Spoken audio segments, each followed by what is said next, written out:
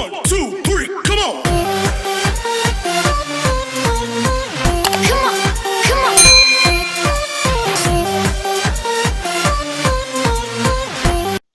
Assalamualaikum warahmatullahi wabarakatuh. Selamat pagi anak-anakku yang soleh dan soleha. Alhamdulillah, pada kesempatan pagi ini kita bisa kembali melaksanakan pembelajaran jarak jauh. Semoga kita semua selalu berada dalam lindungan Allah Subhanahu wa Ta'ala dan tetap diberikan kesehatan yang sempurna. Amin ya Robbal Alamin. Ayo anak-anakku, sebelum kita mulai pembelajaran, kita bersama-sama membacakan basmalah. Bismillahirrohmanirrohim. Anak-anakku, hari ini kita memasuki tema 2, subtema 2 di pembelajaran 5. Baiklah, adapun tujuan pembelajarannya yaitu yang pertama, dengan menyimak penjelasan guru dan membaca teks, siswa mampu mengidentifikasi berbagai penyakit yang berhubungan dengan organ pernapasan pada manusia. 2. Dengan membaca teks dalam buku, siswa dapat menjelaskan informasi terkait pertanyaan apa, siapa, di mana, mengapa, dan bagaimana. 3. Dengan mempresentasikan bagan, siswa dapat menjelaskan berbagai penyakit yang berhubungan dengan organ pernapasan pada manusia. 4. Dengan menunjukkan clipping, siswa dapat menceritakan karya tari daerah yang menggunakan properti. 5. Dengan memperhatikan gambar, video tari, atau bimbingan guru, siswa dapat berlatih gerakan tari daerah menggunakan properti. Nah, itulah tujuan pembelajaran pada hari ini.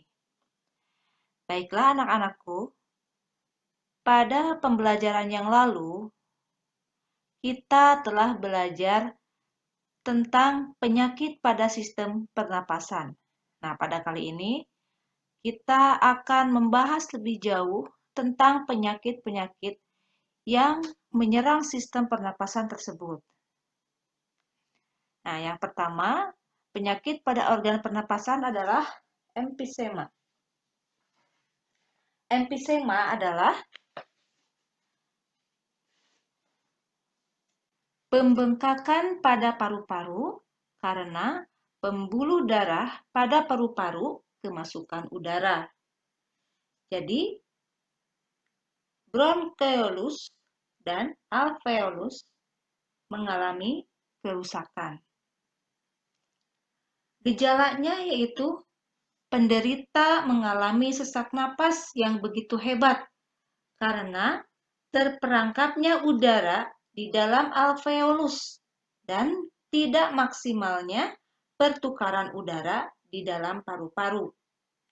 Nah, penyakit ini disebabkan oleh polusi udara dan zat-zat berbahaya yang ada di dalam rokok. Nah, pengobatannya dilakukan dengan minum obat sesuai resep dokter dan menghindari asap rokok, juga menjaga pola hidup sehat seperti olahraga yang teratur. Yang kedua, kanker paru-paru. Kanker paru-paru ini adalah pertumbuhan sel-sel paru-paru yang tidak terkendali dan dapat menyebar luas ke seluruh tubuh. Penyakit ini disebabkan oleh zat-zat berbahaya yang ada di dalam rokok. Nah, gejalanya yaitu batuk yang terus-menerus hingga menjadi batuk berdarah, berat badan menurun, dan nyeri di dada. Nah, pengobatannya bisa dilakukan dengan melakukan kemoterapi dan radioterapi. Ini sangat berbahaya ya. Yang ketiga, tuberkulosis, disingkat TB, yang merupakan penyakit paru-paru yang disebabkan oleh Mycobacterium tuberculosis. Nah, bakteri tersebut menimbulkan bintil-bintil pada dinding alveolus dan dapat menyebabkan kematian pada jaringan di sekitarnya. Ya, gejalanya penderita akan mengalami napas yang terengah-engah, demam, keringat di malam hari, dan berat badan terus menurun. Pengobatannya bisa dilakukan dengan meminum obat sesuai dengan resep dokter. Nah, yang keempat, COVID-19 ya. Penyakit yang menyerang alat pernapasan yang disebabkan oleh virus corona. Jadi gejalanya mulai dari flu ringan hingga infeksi paru-paru. Ini penyakit yang sedang mewabah di negeri kita ya. Kita berdoa semua semoga wabah ini cepat berlalu dan Allah Subhanahu wa taala mengangkat semua penyakit ini dan kita semua sehat walafiat. Nah, gejala-gejalanya demam, batuk kering ya, nyeri, kelelahan, bisa diare, bahkan sulit bernapas atau sesak nafas ya, adanya rasa nyeri dada atau rasa tertekan pada dada. Nah, ini cara pengobatannya bisa dilakukan di rumah sakit dengan meminum obat-obatan sesuai dengan resep dokter. Nah, inilah penyakit pada organ pernapasan manusia. Kebiasaan hidup sehat akan meminimalkan kemungkinan kita terserang penyakit, termasuk penyakit pada sistem pernapasan. Salah satu kebiasaan hidup sehat adalah dengan selalu aktif melakukan latihan fisik. Nah, latihan fisik ini tidak hanya dapat dilakukan melalui olahraga, tetapi juga dapat dilakukan dengan menari.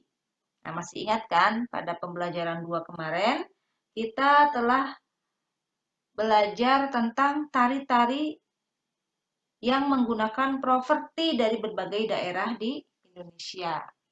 Nah, apakah yang dimaksud dengan properti tari? Properti tari ini merupakan pelengkap ya. Jadi, pelengkap dari tarian tersebut yang berfungsi untuk membedakan jenis tarian dan sebagai aksesori penari. Nah, berikut adalah contoh-contoh tarian yang menggunakan properti. Yang pertama, tari piring. Tari piring ini menggunakan properti piring. Tari payung menggunakan properti payung. Tari janger menggunakan properti kipas dan tari serimpi menggunakan properti selendang. Nah, itulah anak-anakku pembelajaran yang bisa kita laksanakan pada hari ini.